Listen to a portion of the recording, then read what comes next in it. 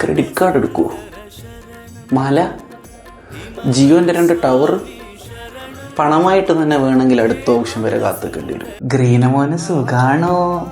പച്ചമോനെ പുറത്ത് തണുപ്പാന്ന് കേട്ടാ, പുറത്തൊന്നും ഇറങ്ങറേ. പച്ചൈ നിറമേ.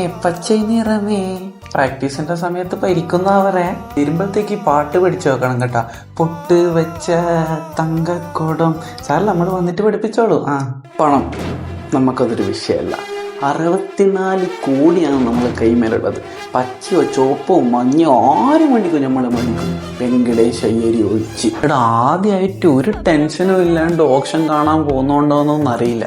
എനിക്ക് ചെറിയൊരു ടെൻഷൻ. അല്ല, സാധാരണ ഇവർ 5 ലക്ഷത്തിൻ്റെ പ്ലെയർ 25 കോടിക്ക് എടുക്കുമോ, നല്ല ആരെങ്കിലും ചെറിയ പൈസക്ക് വിട്ട് കളയോ, അങ്ങനെയല്ലേനോ ടെൻഷൻ. ഇതിപ്പോൾ ഒരു ടെൻഷനും ഇല്ല, അതുകൊണ്ട് ചെറിയൊരു ടെൻഷൻ. നിനക്ക് ടെൻഷൻ ഉണ്ടോ? ഒരു കാര്യമില്ലാണ്ട് കൈവന്തിക്കുമ്പോൾ കിട്ടുന്ന ഒരു സുഖമുണ്ട്.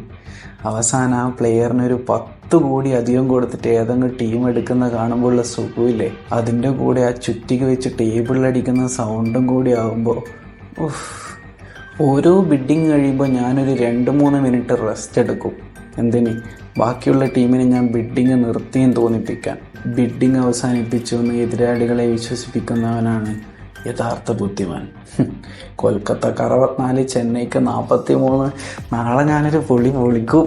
ടീമിന് ഗുണം ചെയ്ത് എല്ലാവരെയും തൂക്കിയിട്ട് ഇനി നാളെ ഒരു ഗുണമില്ലാത്ത കുറേ എണ്ണത്തിനെ വാങ്ങി വെക്കണം. എനിക്ക് വയ്യ. അപ്പൊ രുചികരമായ പറാത്ത കഴിച്ചിട്ടാവാ ഓപ്ഷന്റെ തുടക്കം. കുറെ ചുറ്റികൊന്നും വരുവാ, തുറക്കുന്നില്ല. നാണം കെട്ട് തൊലിരിഞ്ഞു പോവില്ല. എൻ്റെ മിനിമം 10 കോടിയെങ്കിലും ഇല്ലാണ്ട് ഞാൻ ആദ്യമായിട്ട് ഈ വീട്ടിൽ നിന്ന് പുറത്തിറങ്ങാൻ പോകുന്ന അറിയ നിങ്ങൾക്ക്.